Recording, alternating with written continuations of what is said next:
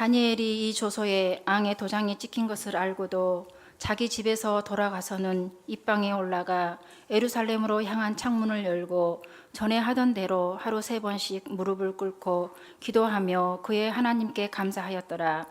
그 무리들이 모여서 다니엘이 자기 하나님 앞에 기도하며 간구하는 것을 발견하고, 이에 그들이 나아가서 앙의 금령에 관하여 앙께 아뢰되, 앙이여, 왕이 이미 금령에 앙의 도장을 찍어서 이제부터 30일 동안에는 누구든지 왕 외에 어떤 신에게나 사람에게 구하면 사자굴에 던져 넣기로 하지 아니하였나이까 하니, 왕이 대답하여 이르되, 이 일이 확실하니 메대와 바사에 고치지 못하는 규례이니라 하는지라. 그들이 왕 앞에서 말하여 이르되, 왕이여, 사로잡혀온 유다 자손 중에 다니엘이 왕과 왕의 도장이 찍힌 금령을 존중하지 아니하고 하루 3번씩 기도하나이다 하니, 왕이 이 말을 듣고 그로 말미암아 심히 근심하여 다니엘을 구원하려고 마음을 쓰며 그를 건져내려고 힘을 다하다가 해가 질 때까지 이르렀더라. 그 무리들이 또 모여 앙에게로 나와서 왕께 말하되, 왕이여, 메대와 바사의 규례를 아시거니와 왕께서 세우신 금령과 법도는 고치지 못할 것입니다 하니. 아멘. 먼저 기쁠 때 언제일까요? 목사님들 언제가 제일 기쁠까요? 제일 기쁠 때 언제냐면요, 손 들어볼래요? 새 가족이 나올 때 제일 기쁘답니다. 새 가족이. 새 가족 없나요? 그 다음에 기쁠 때가 있답니다. 세례식 할 때 있죠. 세례를 받는 사람들이 많을 때 굉장히 기쁘답니다.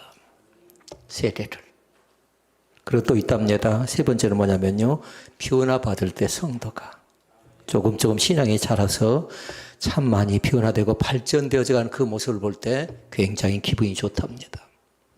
새 가족, 그 다음에 세례, 그 다음에 변화. 그렇게 새 가족은 멀리 있는 건 아니고요, 가장 가깝게 있는 사람들 생각하고요, 특별히 새 가족을 그렇게 우리가 모십니다. VIP래요. VIP. 더 귀하게 대접한다라는 겁니다. 어느 곳에 가든지 간에요. 그 다음에 반대로 목회자가 제일 힘들고 어려울 때는 언제인가 봤더니요, 꼭 그 사람들만, 어떤 사람들은 그런 게 아니고 저도 똑같이 겪고 있는 그런 과정 가운데 하나는 성도끼리 갈등할 때 제일 힘들다답니다. 그러지 않아도 될 것 같은데 성도끼리 갈등할 때, 하물며 어떤 교회가 그런 적이 있었는데요, 우리 교회가 지금 꽃꽂이가 안 되어 있네요. 꽃꽂이라는데 은사가 있는 사람들이 있습니다. 꽃꽂이를 누가 하는 게 좋겠습니까? 은사 있는 사람이 하겠죠. 그런데 자기 생각과 좀 달라요. 그러니까 다 뽑아낸 겁니다. 그럼 다른 사람 가면 또 어떻게 해야 돼요? 그게 자기가 또 새롭게 한 겁니다. 목회자가 누구 편을 손을 들어줘야 될까요? 어쩔까요? 먼저 한 사람 손을 들어줄까요? 그렇다면 나중에 한 사람 손을 들어줄까요? 그러니까 교회는 반드시 뭐가 필요하냐면요, 혼자 하는 것이 아니니까 누가 더 협력할 것인가, 누가 더 같이 일치하면서 화합하면서 할 것인가, 그게 굉장히 중요한데요, 잘했다 잘못했다가 아니랍니다. 교회는. 그럴 때 무지 많이 힘들었죠. 그럴 때. 그 다음에 또 있는데요, 두 번째는 어떤 것이었냐면 성도들이 교회를 떠날 때입니다. 특별한 이유 없이 교회를 떠날 때. 그런데 더 안타까운 건 뭐냐면, 떠나고 나면 다음 단계가 정해지겠잖아요. 어느 교회가 정해지겠잖아요. 그런데 교회를 다니지 않는다는 얘기를 들을 때 굉장히 속이 많이 상하답니다. 차라리 좀 속이 상하더라도 여기 계시면 좋을 건데 라는 그런 아쉬움이 있습니다. 생각이 맞지 않으면 교회를 떠날 수 있답니다. 그런데 뭐냐면 반드시 교회를 다닐 수 있기를 바랍니다. 왜요? 교회에 구원이 있기 때문에 그렇습니다. 교회에 구원이 있는 게 아니고 예수 그리스도를 믿으면 구원받을 수 있기 때문에 그렇습니다. 교회를 다녀야 예수에 대해서 알게 되고, 교회를 다녀야 하나님에 대해서 배우게 되고, 교회를 다녀야 성령의 은혜를 체험할 수 있기 때문에 그렇습니다. 그러니까 혹이라도 속상하다 해서 교회를 떠나지 마시고, 가능하면 교회를 옮겨갈 때에 반드시 새로운 정착지, 새로운 교회를 정하고 옮겨가는 게 좋겠습니다. 또 있답니다. 목회자가 속 이상할 때 어떤 때냐면요. 이 정도 됐으면 마음을 좀 열어줄 만도 해요. 이 정도 됐으면. 다시 말씀드리면 그 정도 믿었으면, 그 정도 이 교회를 다녔으면, 또 그와 같은 직분을 받았으면 마음을 열어줄 만도 한데 전혀 마음을 열어주지 않는 성도들이 있답니다. 그렇게 잘 보세요. 처음 아까 어떤 사람이었죠? 이제 좋지 않은 것만 생각하고 있네요. 좋은 거 뭐였죠? 새 가족. 그 다음에 세례, 세 번째는 변화. 그러나 좋지 않을 때, 그러면 좋지 않는 것이 데미지가 쌓일 때 목회자가 제일 많이 앓고 있는 병이 무엇인 줄 아십니까? 뭘까요? 두 가지가 있답니다. 하나는 뭐냐? 우울증에 많이 걸린답니다. 우울하답니다. 예배가 다 끝나고 나서요, 어떤 성도가 보여야 되는데 보이지 않답니다. 혹이라도 목회자 때문에 나오지 않는 건 아닌가라는 그런 조바심이 있답니다. 그러니까 가능하다면 부족한 이 사람 때문에 상처는 절대 받지 말도록 하셔요. 예, 다 받아버렸네. 아멘이 없네요. 저 때문에 상처는 받지 마시라고요. 그러니까 사람을 보고 신앙생활 하는 사람들은 뭐냐면요. 사람 때문에 실망하고 사람 때문에 실패하고 사람 때문에 뭔가 속상해할 가능성이 상당히 많답니다. 제가 지난 금요일 날 심리 테스트를 받았습니다. 일찍이 출발해서요. 어느 가지 심리 테스트를 받았는데 4가지 형이 있답니다. 4가지 형. 나는 과연 어떤 형인가 잘 보라고요. 주도형. 뭔가 일을 합니다. 그런데 주도적으로 하는 사람이 있답니다. 주도적으로. 또 어떤 사람을 보니까요. 주도적으로 하기도 하지만 어떤 사람은 사교적으로 하는 그런 사람도 있습니다. 사교적으로. 또 한 사람은 굉장히 신중합니다. 신중형이 있답니다. 또 있습니다. 안정형이 있습니다. 그러면 살펴볼까요? 저는 보니까요, 3번째와 4번째였는데요. 여러분은 과연 어떤 것인가 잘 봐요. 주도형인가? 그렇지 않으면 사교형인가? 그렇지 않으면 안정형인가? 신중형인가 잘 봐서요. 여러분의 신앙의 특성을 꼭 파악할 수 있기를 바랍니다.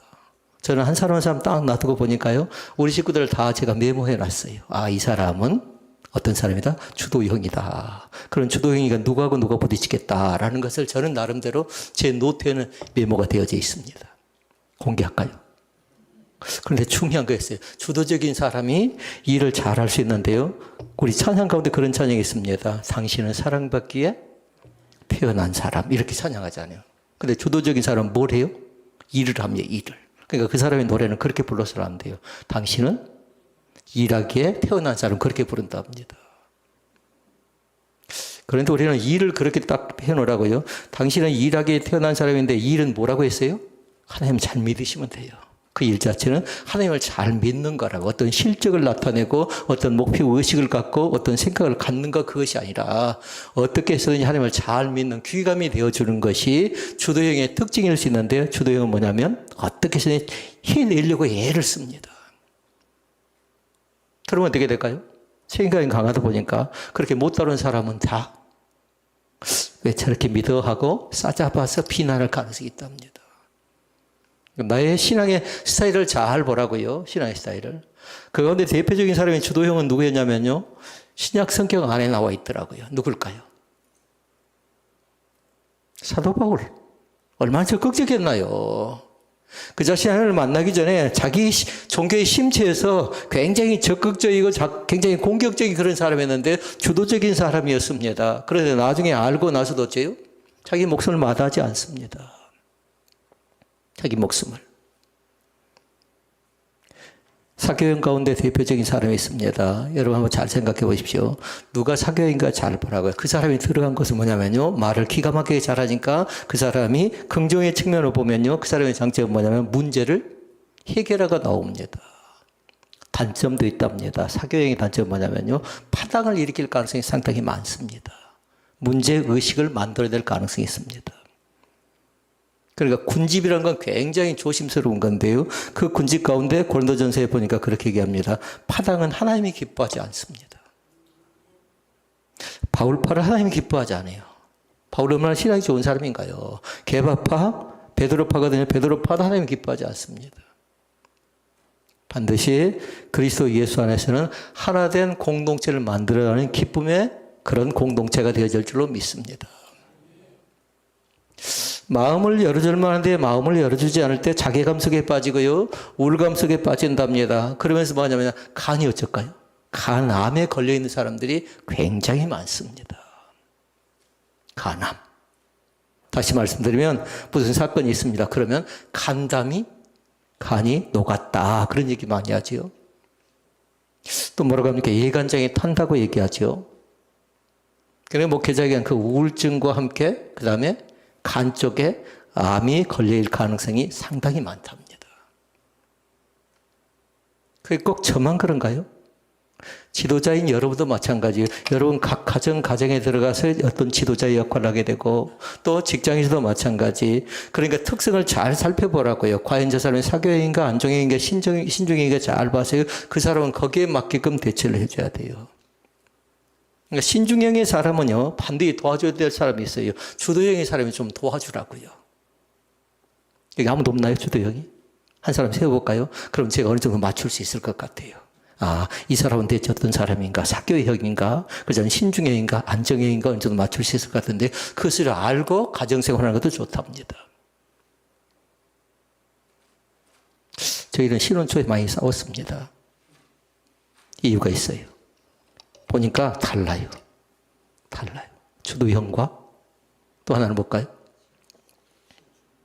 주도형과 사교형과 신중형과 안정형인데 저희들은 뭐였냐면 주도 갖고 싸웠다가 주도 갖고. 언제 주도권을 잡아야 돼요? 초반에 잡아야 된답니다. 그런데 우리 집만 그런 거 아니었어요. 10년 동안 치열하게 싸운 사람들이 있어요. 헤어지지 않아서 그럴 뿐이지 대부분 사람들이 서로가 서로를 잘 알지 못하니까 그런데 그걸 알고 나니까 이해가 되더라는 겁니다. 그 주도권 자체가 중요한 것이 아니었다라는 거예요. 사교형은 한마디로 얘기하면 누가 도와줘야 돼요? 주도형을 가진 사람이 도와주면 되거든요. 협력해주면 되거든요. 살펴주면 되잖아요. 얼마든지. 그 주도권을 갖도록 하십시오, 여러분이. 필요하면 제가 가져도 괜찮습니다. 그런데 뭐냐면요. 주도권은 특별하게 우리 기독교에는 내려놓는 것이 좋답니다. 그런 사람들은 그렇게 얘기합니다. 그럼 나는 할 것이 없는데 포기하란 말입니까? 절대 그건 아니고요. 같이 어떻게 협력할 것인가, 일치할 것인가, 공동체 가운데서 거룩한 꿈을 꿀 것인가가 굉장히 중요하답니다. 그러니까 세 가지를 메모를 잘 해놓도록 하셔요. 그럼 마음을 닫아버린 사람들, 마음을 열어주지 않는 사람들, 그 사람들은 어떻게 대할까요? 그 사람들. 지난 말씀 제목이 기억난가요? 뭘 찾네요? 뭐가 있나요? 경계, 조심. 그러나 중요한 말씀이세요. 그런 사람을 뭐라고 했어요? 원수처럼 대하지 말라고 했어요. 멀리하지 말라고 했어요. 언제든지 변화가 나타나고 언제 새로워질 가능성이 있기 때문에 그렇습니다. 그러면 마음을 열게 하는 열쇠가 세 가지가 있는데요. 잘 한번 메모를 해놓고 살펴볼 수 있기를 바랍니다. 마음을 열지 않는 사람에게 꼭 필요한 거 있는데요. 진심 어린 경청과 관심이 필요하답니다. 저 사람이 대체 뭐라 말하는가 잘 들어주는 게 좋답니다. 그러니까 야고보서는 그렇게 얘기했습니다. 야고보서 1장 19절 말씀해 보니까 듣기는 속자는 뭔 줄 아십니까? 빨리 하고 잘 들어주라고요. 그리고 말하기는 더디하며 성내기도 더디하라. 그러니까 경청은 단순히 듣는 것이 아니에요. 상대의 마음을 존중하면서 들어주는 겁니다. 저 사람이 나에게 얘기할 때에 그 사람의 인격을 존중해 가면서 들어줄 때에 저 사람의 마음을 잡을 수 있다는 겁니다. 그리고 일본이 중요해요. 진심 어린 경청과 관심이 중요하다. 그리고 두 번째 얘기입니다. 두 번째 열쇠는 뭐냐면요. 절대로 판단하지 말고 받아들이는 공감의 마음을 꼭 갖도록 하셔요. 판단, 비판 안 된대요. 우리에게 허락된 권한이 아니랍니다. 비판도 안 되고 판단도 안 되고 더 심한 거 하나 있어요. 뒤에서 뭐 하던가요? 손가락질 하는 걸 두자로 비난하는 겁니다. 그것도 합당치 않습니다. 얼마든지 우리는 실수할 수 있습니다. 얼마든지 내가 잘못되어질 수 있습니다. 그러니까 뭐냐면요. 공감의 마음을 꼭 가지라고요. 요한복음 8장에 얘기합니다. 11절 말씀해 보니까 예수님께 전혀 맞지 않는 사건을 얘기합니다. 요한복음 8장에서 현장에서 가늠하다 잡힌 여성을 가리켜서 예수님께서 말씀합니다. 8장 11절을 말씀해 보니까 나도 너를 정죄하지 아니하노니 가서 다시는 죄를 범하지 말라. 아멘.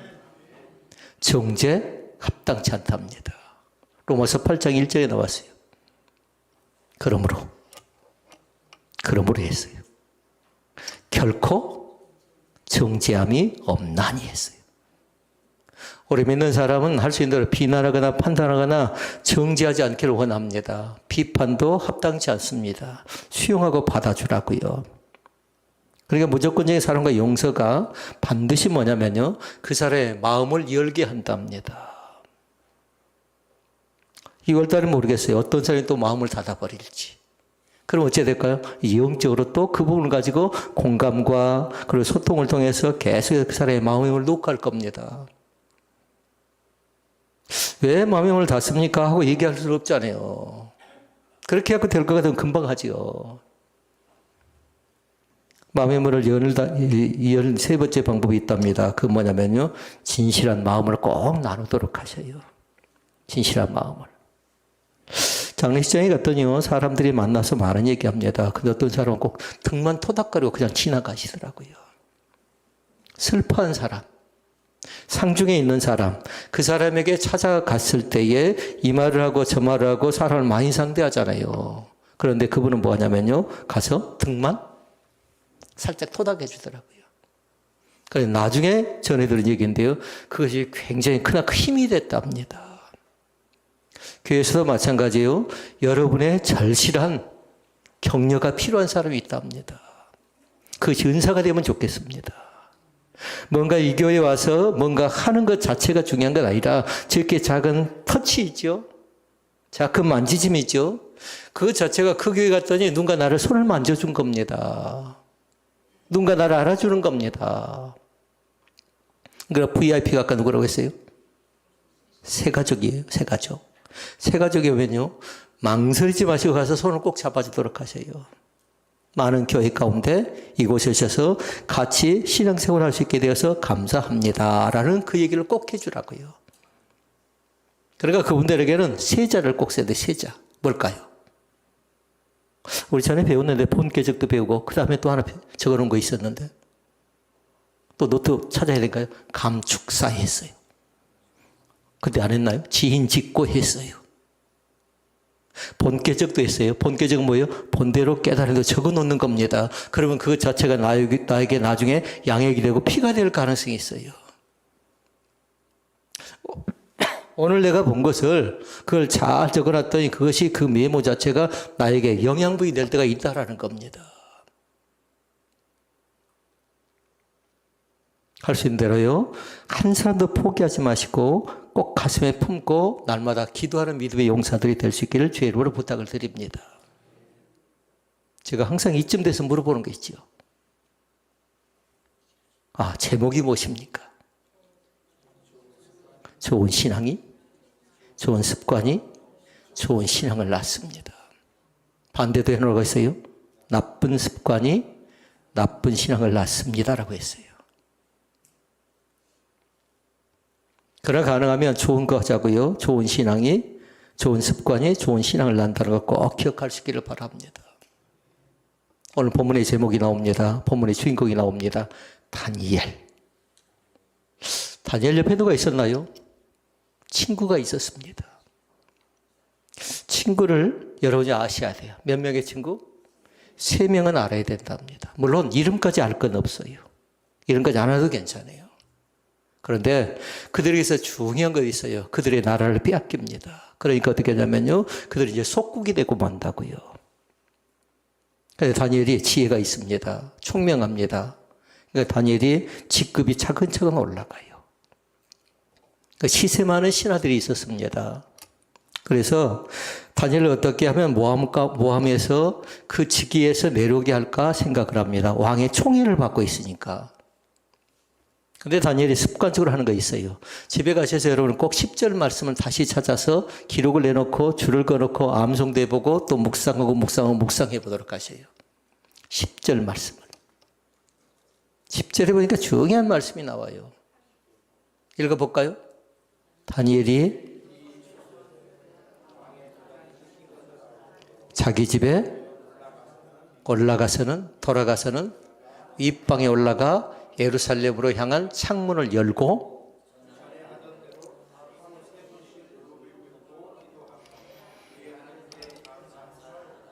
이제 여기 습관을 찾아야 돼요. 좋은 습관이 좋은 신앙을 낳는다고 했죠. 이제 거기에서 습관에다가 습관이 뭔가를 잘 보라고요. 전에 하던 대로. 이게 습관이답니다. 이것이. 뭐 합니까? 하루에 3번씩 하나님 앞에 나가서 감사 기도를 올린 것이 다니엘의 습관이에요. 그러니까 다니엘은 좋은 습관을 가져서 좋은 신앙을 갖고 있는 겁니다. 그러니까 그 말씀을 잘 보라고요. 그런데 그들 자신들은 뭐냐면요. 10절 말씀을 유심히 보다가 어떻게 해서 다니엘을 함정 가운데 빠뜨릴까 생각을 하죠. 그래서 그들이 나름대로 작전을 짭니다. 왕에게 절하지 못하도록 그들 자신들이 30일 동안 정합니다. 지금부터 30일 동안 누구든지 왕의 다른 신에게 구하면 어떻게 한다고 했어요? 사자굴에 던져 넣겠다라는 겁니다. 그리고 그들이 감시하는 겁니다. 그래서 그 누구 때문에 그래요? 다니엘의 세 친구를 잡기 위한 하나의 모략입니다. 그러니까 뭐냐면 사자 바위 될 가능성도 있잖아요. 죽을 가능성도 있다고요. 잘못하면. 그런데 그 자신이 늘 하던 대로 전에 하던 대로 하루에 3번씩 하나님께 경배하며 기도하며 감사하고 있는 그 신앙이 있었다라는 겁니다. 그리고 여기서 우리가 한 가지 기억해야 돼요. 나에게는 과연 어떤 루틴이 있는가? 아침에 일어나면 또 여러분 각자 하루를 시작하기 전에 가지고 있는 루틴이 있잖아요. 하루를 살아가면서 여러분이 하고 있는 것도 있잖아요. 그런데 저 신앙은 굉장히 중요한 것 같아요. 하루 3번씩 그 다음에 무릎을 꿇고 기도하며 하나님께 감사하였더라. 아멘. 그러니까 여러분 여기서 기억할 거 있어요. 감사와 기도는 같이 간다는 사실을 믿습니다. 그러니까 기도한 사람은 감사할 줄 알고 감사하는 사람은 반드시 기도의 자리 가운데 들어간답니다. 자, 그러면 2가지 말씀을 살펴보고 말씀을 맺습니다. 첫째 말씀 뭐냐면요. 그리스도의 좋은 습관은 대체 어떤 것들입니까? 라고 묻고 싶습니다. 예수 믿는 나에게 좋은 습관은 어떤 것이 있는가 잘 보라고요. 그러니까 좋은 신은 어디서 나온다고요? 좋은 습관에서 나온다고요. 좋은 습관에서. 처음에는 우리가 습관을 만듭니다. 그런데 나중에는 그 습관이 우리를 만들어가고 있다고 생각하면 돼요. 그러니까 길게 안 해도 괜찮아요. 운전하면서 해도 괜찮고요. 출근하자마자 해도 괜찮고요. 집을 나서기 전에 해도 괜찮고요. 그러니까 제일 좋은 건 뭐냐면 오늘 집을 나서기 전 찬양대로 하면 좋겠습니다. 오늘 집을 나서기 전 기도하시라고요. 그러니까 세상 사람들은 뭐라고 기도할 줄 아십니까? 세상 사람들은 지금은 차에 그것이 있나 없나 잘 모르겠습니다. 오늘도 무사히 했어요. 오늘 사는 성도들이 모든 일들 가운데서 오늘도 무사하게 하루를 잘 마치는 그런 귀한 은혜고리 가운데 있어지길 원합니다. 그리고 그 습관 자체는 좋은 습관 자체는 뭐냐면 그 사람의 인격이라고 생각하면 안 돼요. 사람의 됨됨이라고 얘기할 수 있겠습니다. 금방 알 수가 있겠습니다. 저 사람은 저 습관이 있겠구나. 저 사람은 저 인격이구나. 저 됨됨이를 가지고 있구나. 금방 알 수 있답니다. 어떤 회사에서 사람을 한 사람 뽑습니다. 그런데 뭐냐면요. 누군가의 추천서를 가지고 오라고 했어요. 이게 상당히 어렵답니다. 잘 알지 못한 사람 추천서를 쓸 때도 어렵고요. 잘 아는 사람 추천서를 사실 그대로 적어놓으면 어떻게 될까요? 잘못하면 좋지 않는 거 드러날 가능성이 있잖아요. 그런데 이 회사에서 사람을 채용하면서 추천서를 하나 써오래요. 추천서.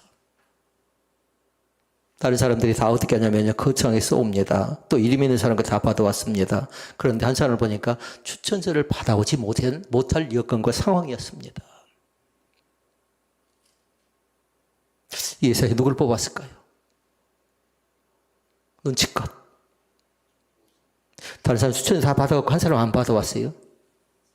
받아오지 않는 사람을 뽑은 겁니다. 옆에서는 항의하는 겁니다. 왜?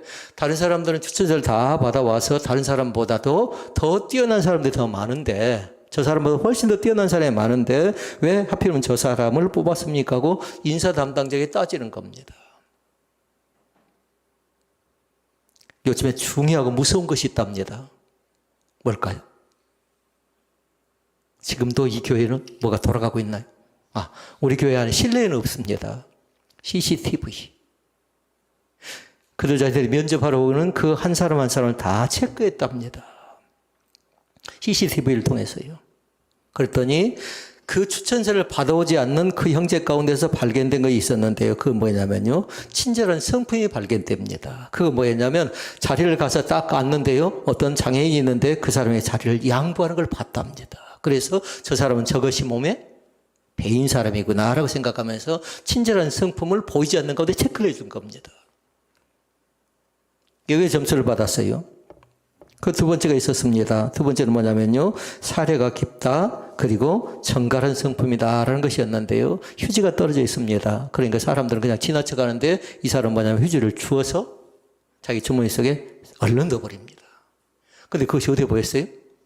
감시 카메라, CCTV에 그대로 다 찍혀 있습니다. 가짜는 거였어요. 별것 아니었다고요. 다른 사람들도 얘기할 수 있겠습니다. 그런데 보니까 그 사람의 옷차림이라든가 그 사람의 손톱이라든가 그걸 봤더니 옷차림 자체가 화려하지 않는 옷이었어요. 근데 정갈했어요. 뭐 손톱을 다 대서 그렇습니다만 손톱을 깨끗하게 잘려져 있는 그 모습이 보여졌습니다.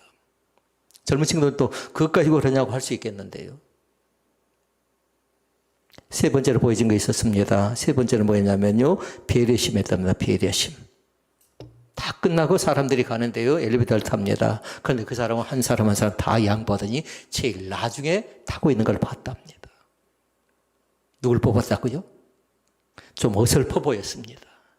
다른 사람들 보기에 좀 부족해 보였습니다. 그런데 그 회사에서는 그 사람을 뽑고 그 사람에게 일을 맡겼답니다. 질문. 그러다 보니까요, 다니엘이 바로 그런 사람입니다. 추천을 할 만한, 누군가에게 자랑을 할 만한 사람이 누구라고요? 다니엘이라고요. 이번 주간은 여러분이 곰곰이 묵상을 하는데요, 꼭 다니엘서 말씀을 묵상을 꼭 한번 할 수 있기를 바랍니다. 차근차근 한 장 한 장 다니엘 말씀을요, 꼭 이번 주간에 쉬는 날이 2번이나 했잖아요. 어떻게 쉬는 한번 꼭 읽도록 하세요. 욕심 같으면 오늘 읽지 않으면 내일은 절대 읽지 못한답니다. 오늘 읽으면 더 좋겠고요. 다니엘의 특징은 2가지가 있어요. 말씀 속에 나와 있는데요. 하나 말씀은 뭐냐면요. 마음이 민첩했을 뿐만 아니라 총리들과 고관들을 위해서 그 자신이 충성되게 하고 있는 그 모습이 보입니다. 다시 말씀드리면 자기 직분에 충실했다라는 겁니다. 그 자신이 나는 맡고 있는 직책이 있었겠잖아요. 그런데 그 직책에 그 직분에 충성했던 사람이 바로 다니엘이었답니다. 그런데 하나님 꼭 그것만 보는 거 아니에요. 하나님은 뭐 하냐면요. 겉사람은 부패하지만 속은 날로 새롭다고 하지요. 그 속을 보는 겁니다. 하나님께서는. 말씀 속에 그렇게 얘기합니다. 다니엘이 이 조서에 왕의 도장이 찍힌 것을 알고도 자기 집에 돌아가서는 윗방에 올라가 예루살렘 향한 창문을 열고 전에 행하던 대로 하루 3번씩 무릎을 꿇고 기도하며 그의 하나님께 감사하였더라 라는 신앙입니다. 그것 때문에 인정을 받은 겁니다. 10절은 암송해발만 하는 겁니다. 이번 한 주간은 나도 다니엘의 신앙을 본받게 하옵소서. 다니엘의 감사를 본받게 하옵소서라는 그 기도 제목이 살아 움직여 갈 수 있기를 바랍니다. 다니엘은 하루 3번씩 누구에게? 하나님께 기도하며 또 뭐합니까? 생활 습관 가운데 감사가 몸에 배인 사람입니다. 날마다 감사의 기쁨이 넘쳐날 수 있기를 바랍니다. 그러니까 감사와 기도는 뭐냐면요, 반드시 뒤에 뭔가를 낳는데요. 뭘 낳을까요? 감사와 기도는. 만약에 적는 사람은요, 감사 더하기 기도는 뭘까요? 기쁨이래, 기쁨. 마음속에 진정한 기쁨을 얻기를 원하면 뭐 하라고요? 항상 감사할 수 있기를 바랍니다. 마음속에 진정한 평화를 원한다라면 뭐 하라고요? 기뻐하시라고요. 감사와 기도를 통해서 기쁨을 얻어가는 그 큰 특징이 우리 가운데 넘쳐날 수 있기를 바랍니다. 마지막 두 번째입니다. 거룩한 습관이 좋은 신앙을 이루어냅니다. 좋은 습관 자체가. 윌리엄 로우라는 사람이 있습니다. 만족과 행복을 가장 빠르게 찾는 비결이 있답니다. 사람들이 행복하기를 원하지요. 뭔가 만족하기를 원합니다. 그런데 우리 찬양은 뭐였어요? 만족감이 없었네. 그 앞에 뭐지요? 사람을 보며. 세상을 볼 때. 사람에서 만족이 아니고 세상에서 만족이 아니랍니다. 이분은 그렇게 얘기했어요. 범사에 하나님께 감사하는 사람들이 행복하고 범사에 하나님께 감사하는 사람이 만족할 수 있답니다. 남편에서 만족감 찾으려고 하면 뭐예요? 지금도 주도권 싸움합니다. 아내에게서 그런다면 똑같아요. 지금도 주도권 싸움한다고요. 괜찮아요. 서로가 서로를 보듬어주고 서로가 서로를 이해하고 긍정해주고 살펴나가는 것이 부부이지 않겠나요? 물론 어떤 사람은 의리로 산대요. 끝까지 그렇게 간답니다. 사랑하는 성도들은 잘 기억할 수 있기를 바랍니다. 만일 어떤 사람이 인생의 행복과 만족을 찾는 가장 확실한 방법이 무엇입니까? 물어보면 그렇게 대답해야 돼요. 어떤 사건이 일어나든지 간에 어떤 상황이 발생하든지 간에 무조건 하나님께 뭐하라? 감사하고 무조건 하나님을 향해서 찬양할 수 있기를 바랍니다. 그러면 다니엘 옆에 누가 있었다고 했죠? 사드락과 메삭과 아벳느고의 세 친구가 있습니다. 그런데 극적으로 그들 자신들이 그곳에서 살아나는 그런 기적을 체험합니다. 그런데 먼저 살필 것이 있어요. 세상 사람들뿐만 아니라 믿는 사람들도 뭐냐면 적당이라는 신앙을 갖고 있는 사람들이 있어요. 합당치 않습니다. 적당이라는 건 뭐냐면 세상과 야합하는 것, 세상과 타협하는 겁니다. 이 정도는 괜찮겠지 않은데요. 그 정도를 하면 세상 사람들이 오히려 손가락질을 받을 가능성이 있습니다. 믿지 않는 사람이 저에게 뭐라고 한 줄 아십니까? 술을 한 잔을 권합니다. 뭐라고 한 줄 알아요? 마시지 말고 뭐 하라고요? 입에다 그냥 대고 내려놓으면 된답니다. 그래야 된가요? 요즘에 뭐가 있어요? 사진이 있다고요. 여지없어요. 그러면 그게 기사화될 가능성이 있어요. 신천지로 목사님들이 가 있답니다. 그런데 뭐냐면 생쇼하고 있는 거예요. 조작하고 있는 겁니다. 어디 정상적인 목사가 신천지에 가서 앞에 가 사진 찍히겠습니까? 그러지 않겠나요? 그렇게 잘 기억하라고요. 어떤 어려움이 있더라도 어떤 상황이 나에게 주어진다 할지라도 뭐 하라고요? 누구에게? 하나님께 감사하고 찬양하며 살아갈 수 있기를 바랍니다. 그리고 우리는 찬양하지요. 오늘 하루하루를 주를 위해서 한대요. 오늘 하루하루를 찬양하면서 한다는 그 찬양이 우리의 큰 기쁨이 될 수 있기를 바랍니다. 이스라엘 초대 왕 하면 생각나는 사람 있나요? 사울. 사울의 외형상 모습은 뭐였냐면요. 준수한 자였습니다. 빼어난 사람이었습니다. 그런데 그 자신이 타락하지요. 그런데 뭐냐면요. 그 자신이 타락했던 건 두 가지 때문에 그래요. 세상과 타협했을 뿐만 아니라 백성들 앞에서 인기몰이한 겁니다. 그러니까 두 가지 큰 실수를 범하죠. 하나는 뭐냐면요. 사무엘이 도착을 했는데 사무엘이 도착을 하지 않습니다. 그러니까 그 자신이 뭐예요? 번제를 하나님께 드립니다. 왕에게 허락된 권한이 아니에요. 그리고 뭐냐면 자기가 세상과 타협하고 백성들과 타협하면서 그 자신을 나중에 그 죄를 인정하지 않고 합리화시켰던 사람이 누구냐면 사울이었어요. 그러니까 인정했어야죠. 이건 잘못됐다고 인정하면 되는데 인정하지 못하고 살았던 사람이 바로 사울이었는데요. 또 그때 당시 이스라엘 백성들이 전쟁을 합니다. 아말렉과의 전쟁을 치릅니다. 그런데 하나님의 명령이 있어요. 뭔 줄 알아요? 한 단어로 생각난 거예요. 진멸하라고 했어요. 진멸. 그리고 전리품을 챙겨서 안 된다고 했습니다. 그런데 사울이 어떻게 합니까? 전리품을 챙깁니다. 이유가 있어요. 그 전리품을 챙겨서 강단을 멋지게 만들겠다라는 겁니다. 좋게 만들겠다라는 겁니다. 그런데 하나님께 명령한 건 뭐냐면 죄에 관계된 것이니까 싹둑 잘라내는 겁니다. 원천 봉쇄를 시키는 겁니다. 오늘 사랑 믿음의 성도들이 절대로 죄와 타협하지 않기를 원하고요. 합리화시켜 나가지 않기를 주의 이름으로 축복을 드립니다. 다니엘은 그렇게 고백합니다. 왕 외에 다른 신이나 사람에게 기도하면 죽이겠다고 했죠. 사자굴에 넣겠다고 했죠.